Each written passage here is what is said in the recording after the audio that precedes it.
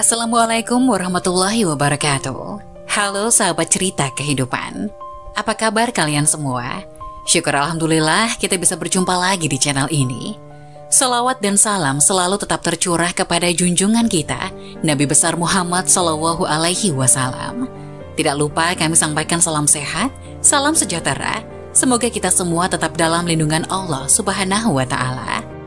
Seperti biasa, kita akan berbagi kisah dari yang unik, menarik, sampai bikin nangis. Semoga bermanfaat.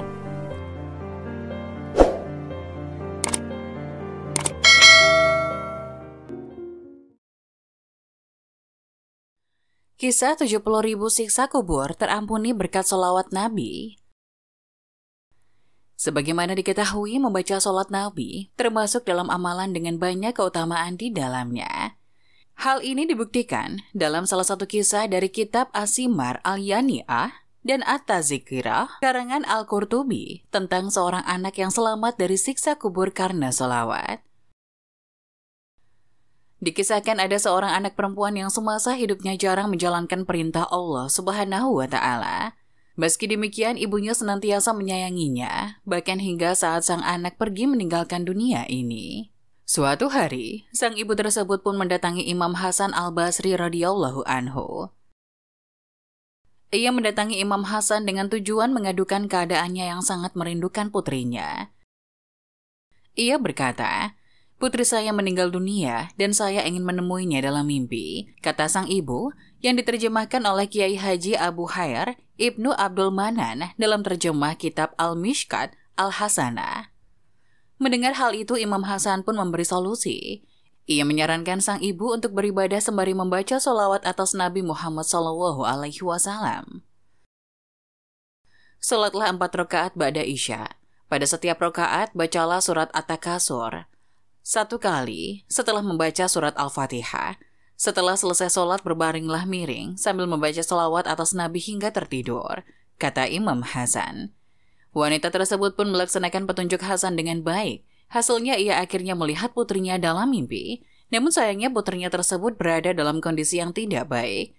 Ia tengah menjalankan siksa kubur dengan tubuh dirantai dan dibelenggu. Setelahnya, sang ibu pun kembali menemui Imam Hasan. Ia menceritakan kondisi anaknya yang berhasil dilihatnya dalam mimpi. Ia menangis kalau menyaksikan putrinya dalam kondisi tersebut. "Syah, apa yang harus saya lakukan?"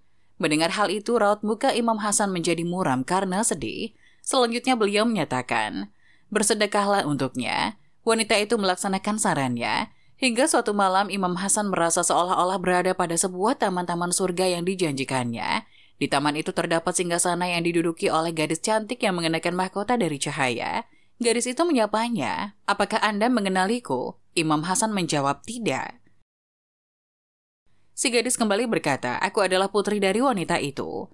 Mendengar hal itu, Imam Hasan terheran-heran dan sontak tidak percaya. Kemudian berkata, "Tapi ibumu menggambarkan padaku kondisimu tidak seperti ini." "Iya, memang aku dulu seperti itu," si gadis mengakui. Lalu berkata, "Apakah kau bisa memperoleh karunia ini?" Imam Hasan bertanya lagi. Si gadis akhirnya berkisah. Ia berkata bahwa dahulu ada 70.000 jiwa yang melewati siksa kubur termasuk dirinya. "Dulu, kami yang menjalani siksa itu ada 70.000 jiwa. Suatu hari seorang hamba yang soleh melewati kuburan kami, lalu membaca sholawat atas Nabi Muhammad SAW 1 kali dan menjadikan pahalanya untuk kami," cerita si gadis tersebut. "Berkat hal itu Allah berkenan membebaskan kami semua dan sampaikanlah bagianku ini sebagaimana yang Anda lihat." Lanjutnya lagi. Kisah ini menggambarkan betapa hebatnya keutamaan dari selawat Nabi, termasuk amal baik lainnya bagi penghuni kubur. Untuk itu alangkah baiknya memperbanyak kiriman doa, selawat, atau amal lainnya yang diniatkan bagi mereka yang telah meninggal dunia. Sebab entah amalan baik mana yang akan menolong seseorang dari siksa kubur.